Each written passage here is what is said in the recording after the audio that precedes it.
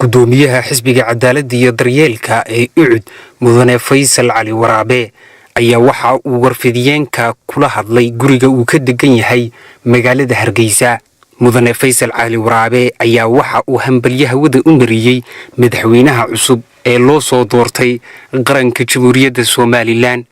waxaanu sidoo kale mudane Faysal Cali Waraabe uu hadallo duurxula hawada u mariyay madaxweynaha cusub ee loo soo doortay qaranka Soomaaliland mudane Muuse Bixi Cabdi. waxaana kamid ahaa hadalladii injineer Faysal Cali Waraabe. loo baahan yahay musabixii madaxweyne ku-xigeenkiisu wixii tala aanu hayno wixii program aanu hayno aynaan la qaybsanaan jecel insha Allah taala. waxaan jecelahay hadduu Muuse iyo ku-xigeenkiisu ay sharcigii bisada qaataan bisada sharcigeedu wuxuu yahay bisada hilibka hesha keligeed qaadato indaas ku qabata sida wadankan uga saar lahayn dheeriga aynu institution adag u dhisi lahayn waana qabnaa guushana waxa leenahay Ilaahay subhanahu wa ta'ala guul waarta Ilaahay nooga yeesho mid horumar noo keenahay noo yeesho mid dadkeeda midaysan noo Ilaahay ka yeesho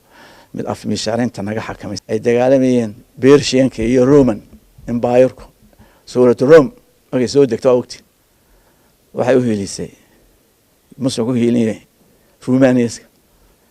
Beershiyanku waxay dabkay caabudu jireen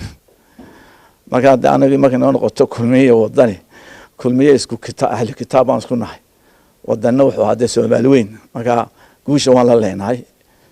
waa in qalabta Rome suuradii oo kala weey insha Allah marka anagu guusha Somalilanderska waa la qaybsanaynaa mar haddaynu jabinay